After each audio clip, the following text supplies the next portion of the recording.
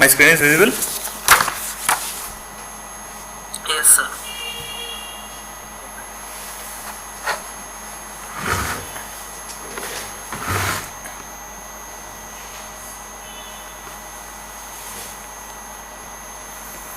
My pages are clear?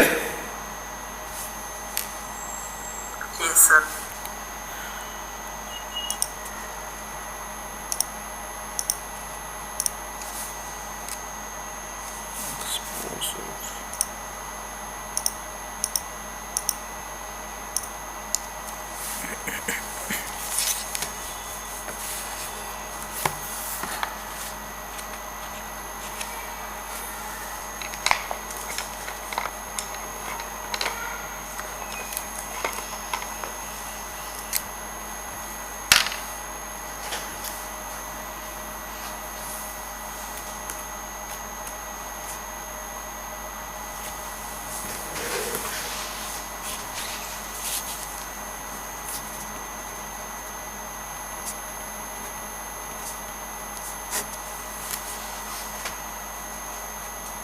Okay, so today's discussion will start with conduction current. So most probably you are having the knowledge about the conduction current, that is it is having the expression of J is equals to sigma E, right? Now when we have been saying that flux density, it relates with some constant and some electric field, right? So if we see our flux density expression,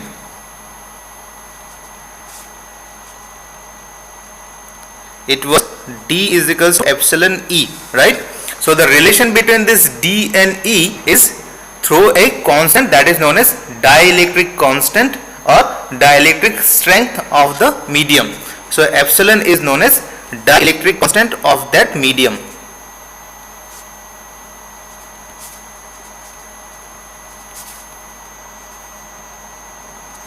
Okay, where the flux are exist. Okay, so of that medium it is known as the dielectric constant. So it is having the relation with free space permittivity, right?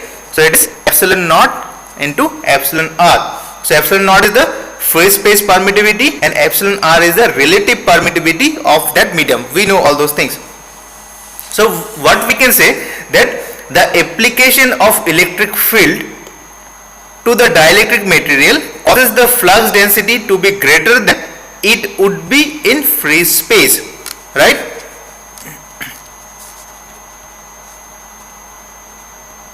The application of electric field to the dielectric material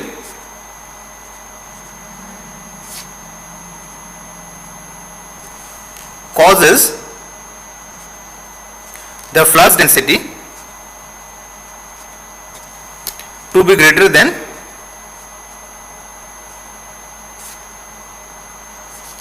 it would be in free space, right? It would be in free space.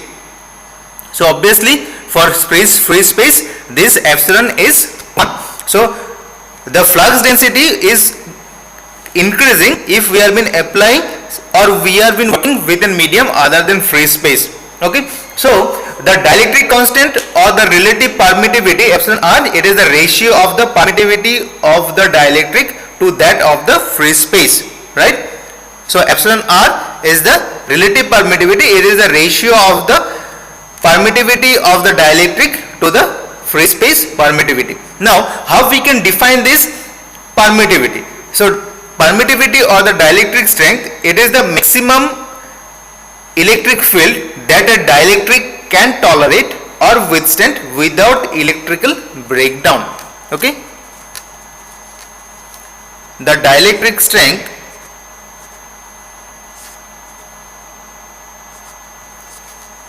is the maximum electric field that a dielectric can tolerate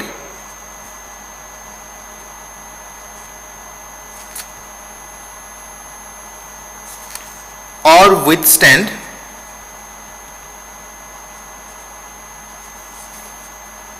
without electrical breakdown, right? So what does mean electrical breakdown? So let us consider you have been applying an voltage to the free space. So obviously from your source, the voltage, whatever the voltage exists in the source, if you have been putting some conductor at a far distance, obviously there should not be any existence of any potential difference, because there is no physical contact between the source where the voltage exists, that is the potential difference where it is having the source, and where you have been putting another conductor, there is no physical contact, so there should not be any electrical conductivity, or there is no electrical conduction. That's why there should not be any potential difference at another point where you have been holding an electrical conductor without any physical contact between these two.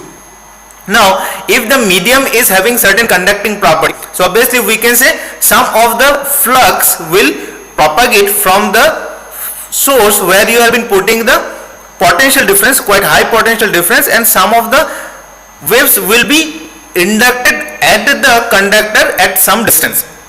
So here the medium serves a very important role to have the flux to flow from your source to the conductor where you have been putting that conductor at a far distance.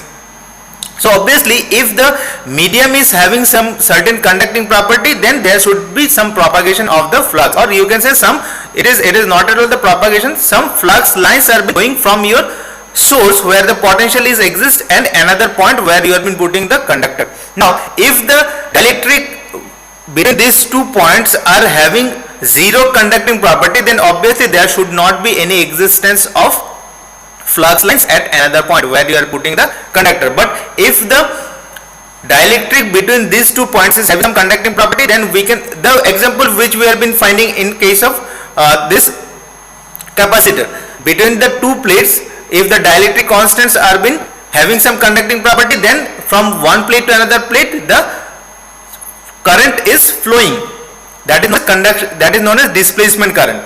So there is no physical medium, no conduction current, but still due to the dielectric between these 2 plates we have been having some current, that is known as displacement current. So obviously we can say that dielectric strength, it is the maximum electric field that a dielectric can tolerate. So this dielectric strength will put some barrier to those flux lines. So if we have been going beyond that, then the dielectric property will destroy. Then we can say yes, the dielectric breakdown occurs, right? So we can define something like that: dielectric strength, it is the maximum electric field that a dielectric can tolerate. It is the maximum electric field. So if we have been working below that, then we can have the proper conducting property of the dielectric constant, means it's supposed to have the limited conductivity depending upon the dielectric or the medium property. Now if we are having quite higher amount of electric field or the potential difference is quite higher, then the dielectric property will completely breaks down. Then we supposed to have the no control of the current, either it is a displacement current or the flux lines which has been going from your source towards the point, then there should not be any control. Then we supposed to have the dielectric breakdown. So obviously it is having certain restriction on the flow of current. So if dielectric property destroys, so obviously you just think if the 2 capacitor plates are there, if between those 2 plates the dielectric breakdown occurs, then excessive amount of current will flow, then obviously circuit will become short circuited, then our circuit will become faulty. So this is the thing occurs between the process, that is dielectric breakdown. Dielectric breakdown means the property of the dielectric completely destroys if we have been applying excessive amount of electric field. Okay, so in this way we have to remember that dielectric strength is the medium property which can exist, which can tolerate some of the electric field. If we have been operating beyond that, then obviously our dielectric property will goes destroyed. Okay, next we are coming to our topic which has been mentioned in the syllabus, that is continuity equation and relaxation time.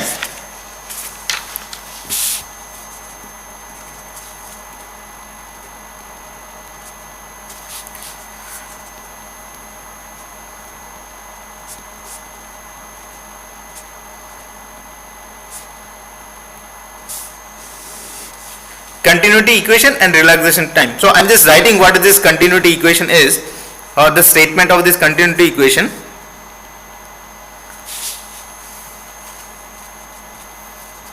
From the principle of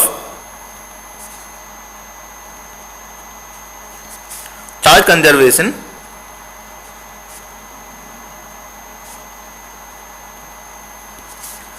the time rate of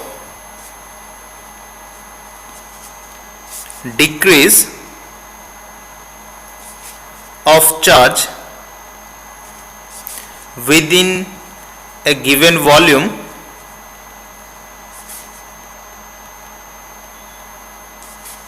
must be equal to the net outward current flow through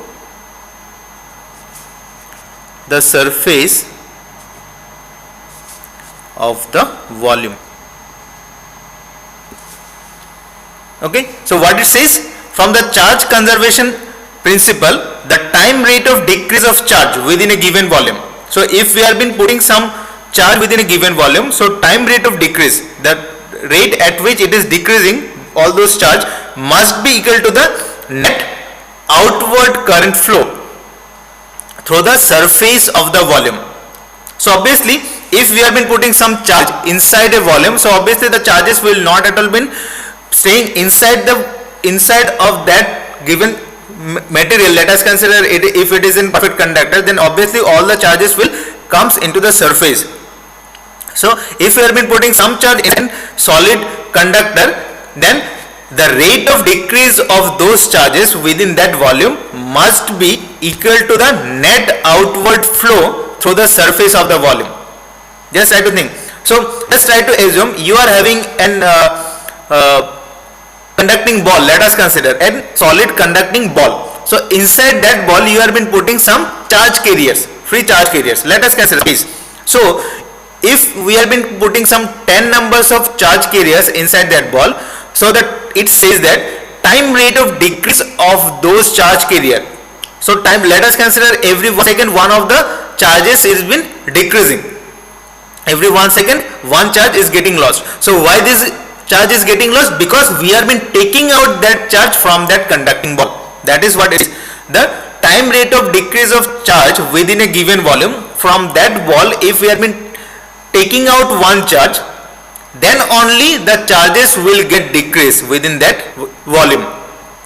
That means the time rate of decrease of charge within a given volume must be equal to the net outward current flow. Must be equal to the net outward current flow. We have been taking out net outward current flow from the surface, through the surface of the volume.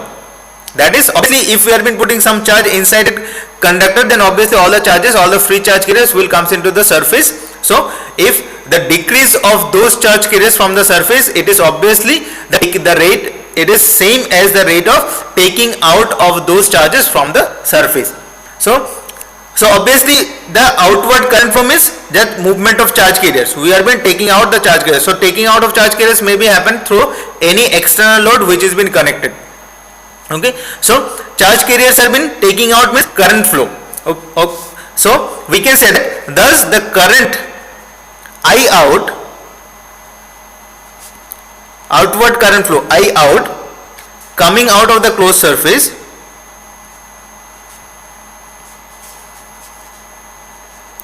of the closed surface is I out is equals to closed surface integral J dot ds, conduction current within that closed surface. So that's supposed to be the total current. The conduction current throughout the surface, closed surface means throughout the volume, into ds. So what is the total charge carriers, or what is the total conduction current? That's supposed to have the outward current flow. So what is it? Is the time rate of decrease of charge carriers.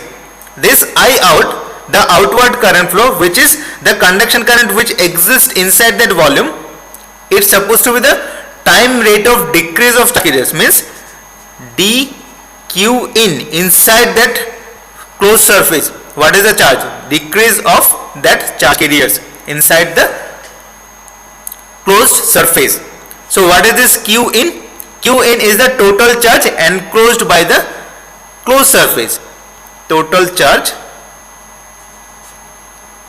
enclosed by the closed surface.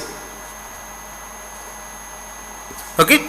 So I out, that is outward current flow, or the current which we have been observing outside of that closed surface, it is have the time rate of decrease, negative of time rate, that is of Q in, what is the charge carrier inside that closed surface. So obviously this I out supposed to be, or the any current that's supposed to be the closed surface of the conduction current J.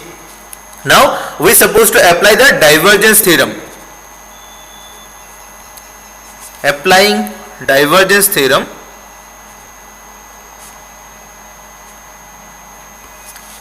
this surface integral can be related to volume integral. J dot ds is volume integration del dot j dv.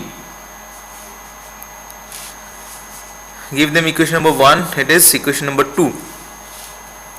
But what is this minus dq in by dt? Time rate of decrease of charge. It is supposed to be the, what is the Q in here?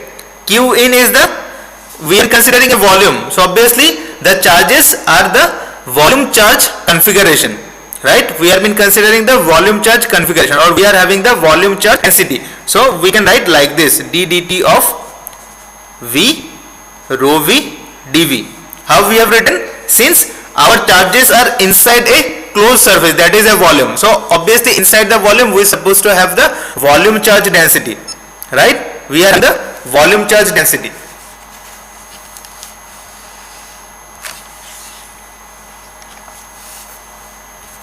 So we have written, or we have been changed our particular or given charge configuration. This Q in, the total charge enclosed within the closed surface, means the volume charge density. So we have been written like this, that is del rho v by del t into dv. It is equation number 3. So if we substitute equation 2 and 3 in equation 1, substituting equation 2 and 3 in equation 1, what we supposed to get? 2 means this surface integral supposed to be replaced by this volume integral, that is divergence of the conduction current density, that is volume integral del dot j dv, and this charge configuration is the volume charge configuration. This Q in, it is the charges inside that volume, that is volume charge configuration. So we have been writing like this.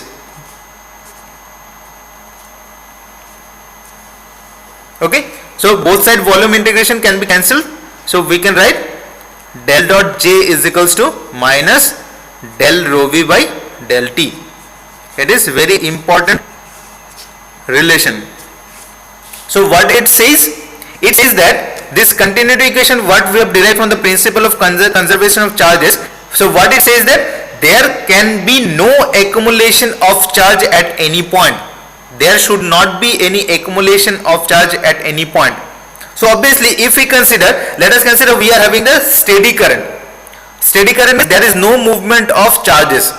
So obviously there should not be any current.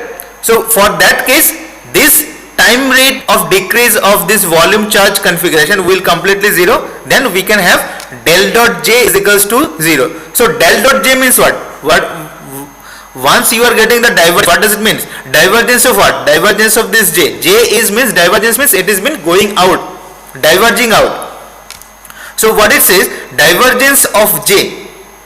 Divergence of j is the negative time rate of rho v. Rho v is the volume charge configuration. So if we supposed to have the divergence of conduction current density, we have this divergence due to the negative time rate of rho v. Negative time rate of means it is decreasing with time. That is decreasing with time. Which quantity is decreasing? Rho v is decreasing. Rho v is the volume charge density or volume charge configuration.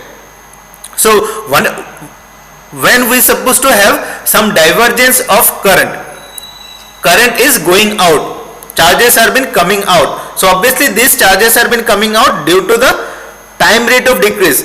With time the charge carriers are been decreasing within that closed volume.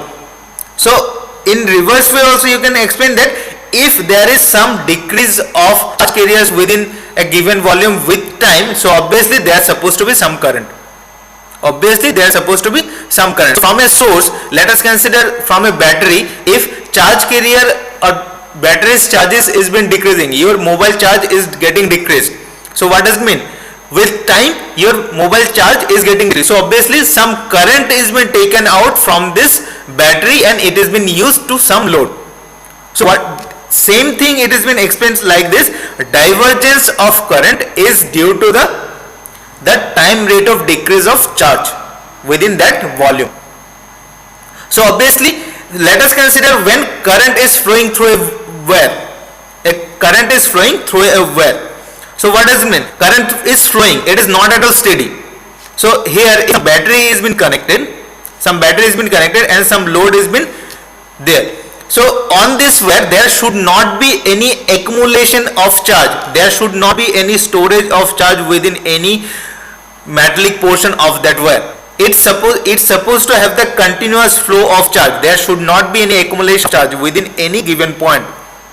Then only this continuity equation says the same thing, that there should not be any accumulation of charge, there should be always continuous flow of charge carriers. So due to that continuous flow of charge carriers, the charges at the source will decrease with time. As the time will go on, the charges will go out from that source and the charge quantity within that given volume will get decreased. That is what the continuity equation is all about. So we can say the continuity equation, which is derived from the principle of charge conservation,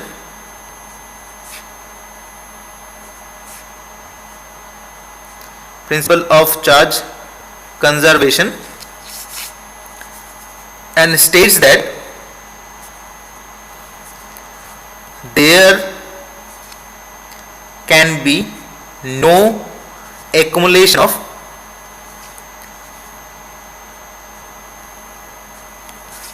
charge at any point. There should not be any accumulation of charge at any point.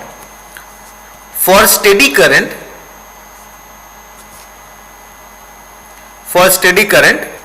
this del T of this rho v will obviously become 0. Means there is no flow of charge carriers. So obviously whatever the charges are there in the source, it will remain constant. So this constant will become 0. So hence we are supposed to have del dot J is equals to 0, showing that the total charge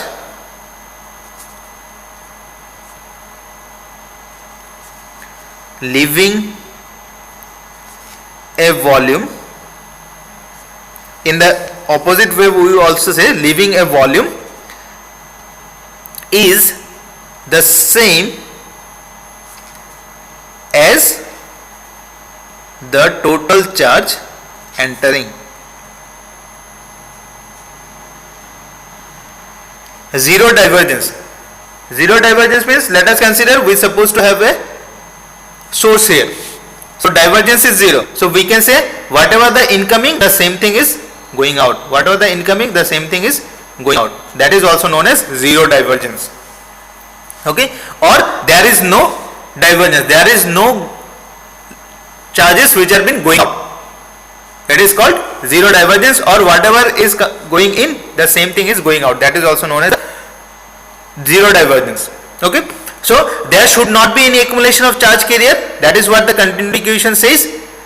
There should not be any accumulation of charge. There should be the continuous flow of charge carrier, and it gives you the indication that it's supposed to have the negative time rate of decrease of charges within that given volume. Okay. Now we are supposed to see the relaxation time. So let us take a case something like this: effect of introducing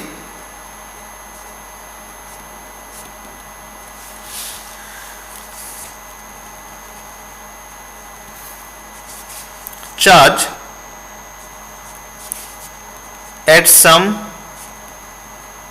interior point of a given material. Let us take this case. So what we know from Ohm's law, that conduction current is sigma into E, and from Gauss law what we know, del dot E is rho v by epsilon, or del dot D is equals to rho v, right? So if we put this thing in the unity equation, this J is replaced by sigma E, right? And we are supposed to use this thing, substituting in the continuity equation.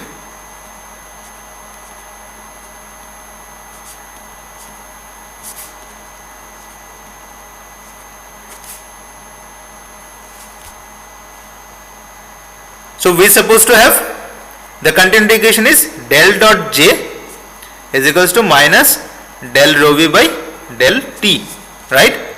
So we are supposed to use this J is equals to sigma E, del dot sigma E, right? And del dot E is equals to rho b by epsilon. So what we can write? We can write like this: sigma into rho v by epsilon. How we have written? Del dot E is equals to rho b by epsilon. So rho b by epsilon and sigma is there. We have written like this, which is equals to minus del rho b by del T. Okay. So we have been manipulating, or we have been taking some mathematical operation, that is del rho b by del T. We have been taking it to the right side, plus sigma by epsilon rho v is equals to 0. That is a homogeneous linear ordinary differential equation. This one is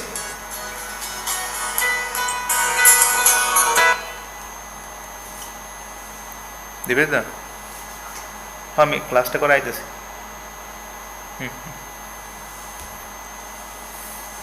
it is known as homogeneous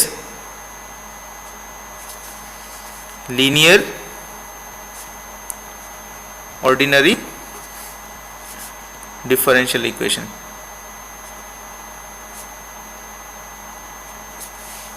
Now we are supposed to take the simplified version of that by separation of variable. So how we can write? This can be del rho v by rho v minus is equals to minus of sigma by epsilon del T by separation of variable method.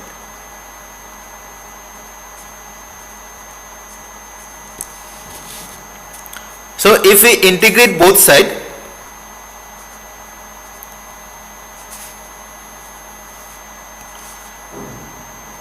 then we are supposed to have natural logarithm of this rho v minus sigma by epsilon into T plus a constant, that is we have been taking like this, natural rho v 0.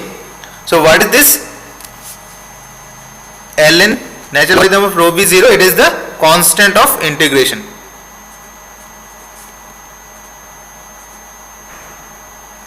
Constant of integration. So how we can write this equation? As rho v is equals to rho v 0 e to the power minus t by tr. What is this tr? Where tr is epsilon by sigma. It is time constant. This one is known as time constant. So what is this rho v 0? It is the initial charge density. Initial charge density. That is rho v at t is equals to 0. So this equation shows that the introduction of charge at some interior point, of the material results into decay of volume charge density rho v. Decay of volume charge density rho v. We are supposed to have the conduction current. From that we have been taking into consideration that if we introduce some charge carriers in the interior point of the material, we are supposed to have the volume charge density which is decaying with time. It's supposed to have the exponential decay, right? So from this equation what we can write, that the introduction of charge at some interior point of the material results in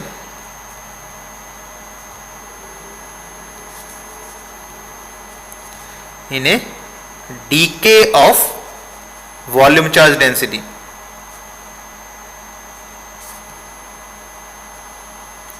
So we have been considered whatever the charge exists, it is due to the volume charge density. This is exists due to the volume charge density, because del dot J, the divergence of this charge carriers or the current, the conduction current is due to the volume charge density. So what has been, we have been putting some charge carrier inside the volume. So this introduction of this charge carrier inside the volume, this results into the decay of this volume charge density from the initial value. That is initial value at t is equals to 0. Let us consider we have been taken 100 numbers of charge carrier. This is the charge carrier quantity at the initial point at t is equals to 0. Then when we have been introduced at that time it was 100, now it is exponentially decaying, right? So this decay, the decay is charge movement from the interior point at which it was introduced to the surface of the material. The decay, whatever the decay we have been found from the initial value, is charge movement. Obviously it is the charge movement from the interior point, of that volume at which it was introduced, and this decay results into the movement of charge carriers to the surface of the material. That is what we know. This decaying from the interior point from the initial value, that rho v 0, this will results into the movement of charge carrier. So after movement, where they have been lying, at last they have been lying on the surface of the material. So this time constant Tr, is known as the relaxation time or rearrangement time. Relaxation time or rearrangement time means the time within which it's supposed to move from its interior point to the surface of that material, of that conducting material. The time constant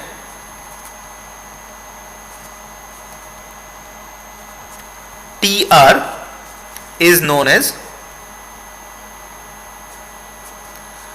relaxation time or rearrangement time. Rearrangement time. So how we can define this relaxation time? Relaxation time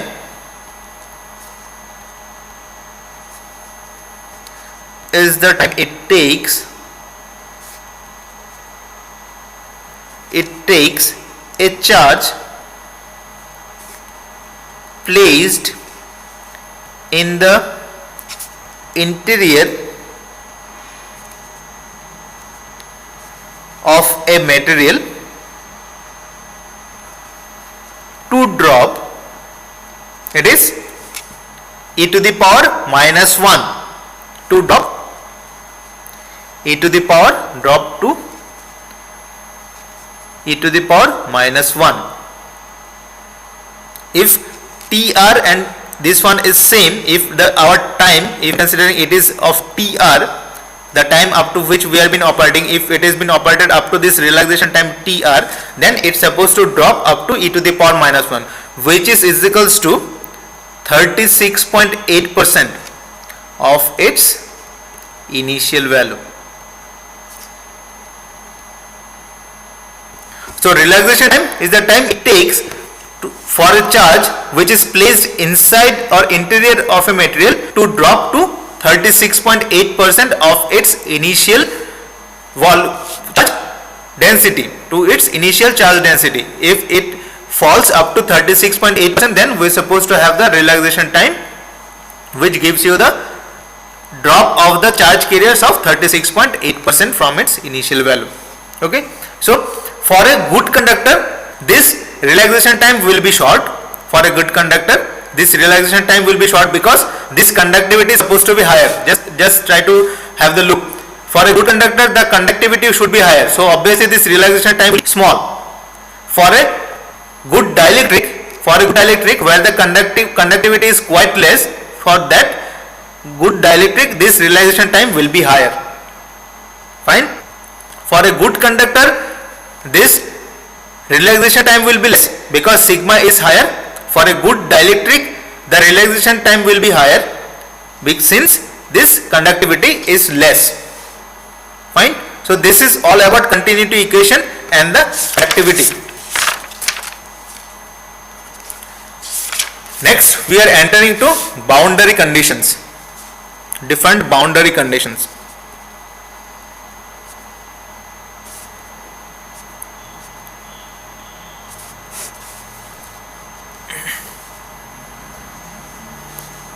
So till now, whatever the discussion we have been doing till now, we have been have the electric field in the homogeneous medium. Electric field in the homogeneous medium. So what does it mean?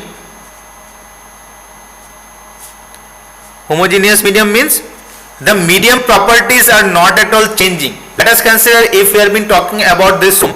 Within this room, everywhere the medium property are same.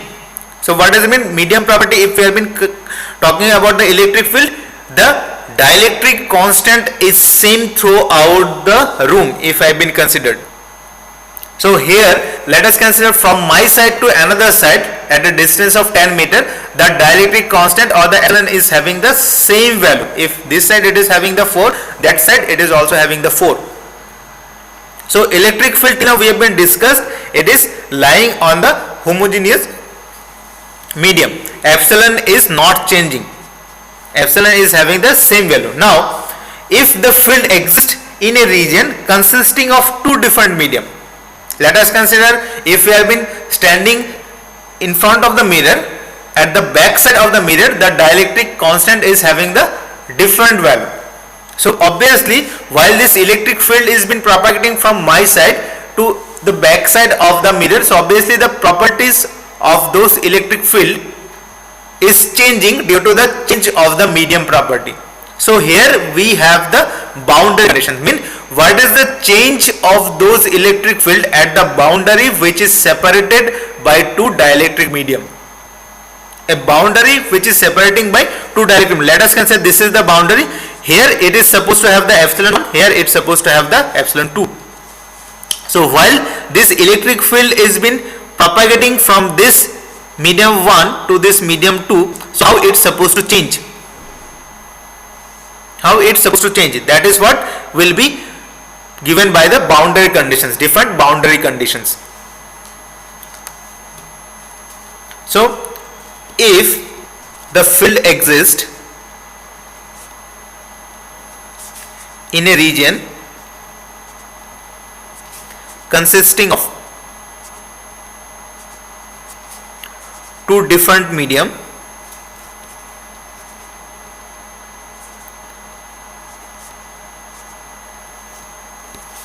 the conditions that the field must satisfy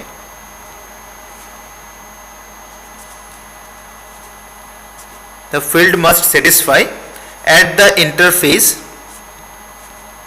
at the interface, this is the interface, at the interface separating the medium are called boundary conditions, are called boundary conditions. Okay, so these conditions are helpful in determining the field in one side of the boundary if the field on the other side is known. So if we are having the known property of the field in medium 1, then it will help us to determine the properties of the electric field in the unknown medium, that is in the medium 2. So what are the different boundary conditions can be possible? So first boundary conditions will arise for dielectric to dielectric interface. If this side is also dielectric, this side is also dielectric. Dielectric, let us consider it is epsilon R1, and dielectric, it is epsilon R2. Both sides of this boundary it is having the dielectric medium. Another possibility, one side is conductor and another side is dielectric. One side is conductor and another side is dielectric. This is the conductor. This medium 1 is conductor and medium 2 is the dielectric medium. Third possibility is one side is conductor, another side is free space. So this medium 1 can be conductor, medium 2 can be free space. So this boundary condition, it is a special case of this conductor to dielectric boundary condition, because with the change of epsilon, the dielectric medium can be a free space medium also. Okay, these are the three different boundary conditions which can be possible for the different boundary conditions to exist. Okay, so first thing, while we have been determining the boundary condition, we need to use Maxwell's equation. We need to take help of the Maxwell's equation. The first Maxwell equation is closed line integral E dot dl is 0. So how we have directly considered this? Because we have been working with the electric field, electrostatic field. Electric field is not at all changing with time. It is having the same value with time. So obviously, if electrostatic field has been considered, we are supposed to have the equipotential surface. We are supposed to have the equipotential surface. So on that equipotential surface, the closed line integral E dot dl is equals to 0. So potential difference is completely 0. This is the first Maxwell equation which is supposed to use. Then another one is Gauss law, that is, it is also Maxwell equation, that is closed surface integral D dot ds is q and closed. Okay, so these are the two Maxwell's equations which will help us to find out the different boundary conditions separating a particular medium. And if we suppose to have this propagating electric field, then we can decompose this electric field into tangential component as well as normal component. It is the tangential component, it is the normal component. So obviously we are supposed to have the decomposition of this electric field into tangential and the normal component. These are the two orthogonal components of the electric field intensity. So this, all the things will help us to find out different boundary conditions.